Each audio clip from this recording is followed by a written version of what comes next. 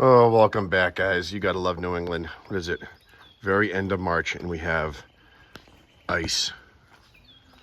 Ice and rain. Oh, I just went and got coffee, so you really can't see the ice, but hold on. Might be some left right here. Oh yeah, you can see it. There you go. New England. Jeep's still running good. All right, update. Let's go in the garage real quick. We are going to be getting more parts. Been working on multiple things. This is the gauge cluster. Still standing here. I got some new parts I'm gonna put on. I think I'm deciding I'm gonna actually run a heater core in the Ranger. Cabinet, wire harness. Brand new wire harness, standalone wire harness with injector plugs for the red and blue type. Boatload of stuff in here. Just want to show you guys. Got fuel line, Evil Energy stuff. I actually got to get some more stuff from Evil Energy. They got a different fuel pump I want to use. Fuel lines, motor mounts, exhaust manifold gaskets, extra spark plugs. I already got spark plugs in here. Different manifolds. Bunch of other stuff. Water pump bolts, bell housing bolts, copper line. I'm going to run, what am I going to run? Analog gauges, basically. So I got all these adapters I got to put on, which are cool. The billet aluminum ones for the temperature sensor, which replaces this thing. That goes bye-bye. And then the oil sending unit goes bye-bye right here. So we're not doing that. That is the camber position sensor. That stays. Okay, rambling, talking fast. So got all that. Quick disconnects. I might actually have a set from Evil Energy. I don't think I'm using those. Go outside. Go, go, go. Don't slip. It's very cold and rainy. We have officially took everything out. Transfer case is out. Transmission's out. Front differential was out. Drive shaft's out. Radiator probably not going to work for this project. Got some exhaust piping I grabbed for another project, but these are going bye-bye. I actually looked up a billet aluminum housing to bolt up to an LS style motor, truck motor block.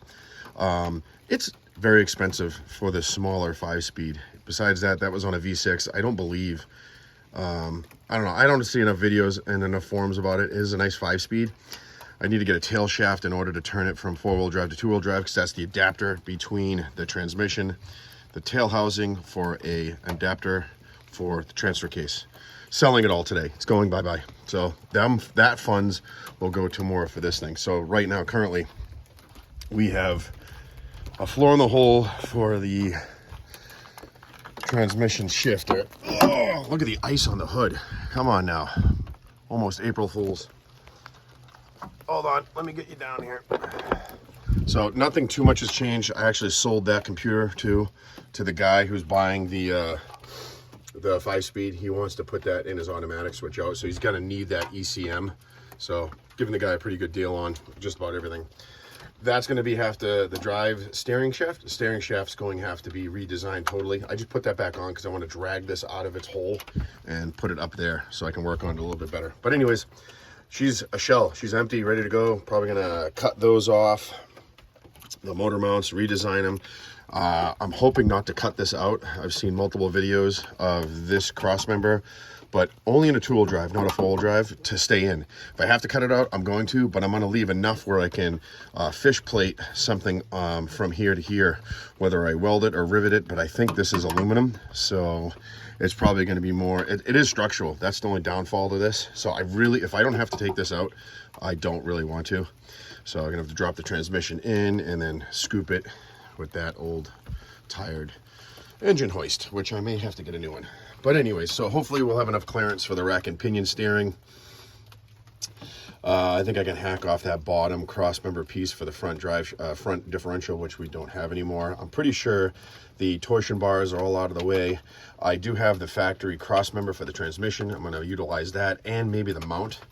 Should be in good shape. I put a quick little short video on how to save these hubs. You can't even see them. So I just basically hacked out the CV axles, and I took the cups and I took all the big ball bearings apart. So that way I didn't have to buy new wheel hub assemblies. All I did was cut out the CV joint, left the cup, put the axle nut back on, and there you go. So like I said, I think I'm going to run the heater core and put a blower motor up underneath so I at least have some heat, just cab heat. I might not be able to run the defrost or the vents, but at least if I have a blower motor blowing heat inside the cab, you know, I can always put like a, I can always do it later, but I think I'm going to utilize that heater core that's in the truck.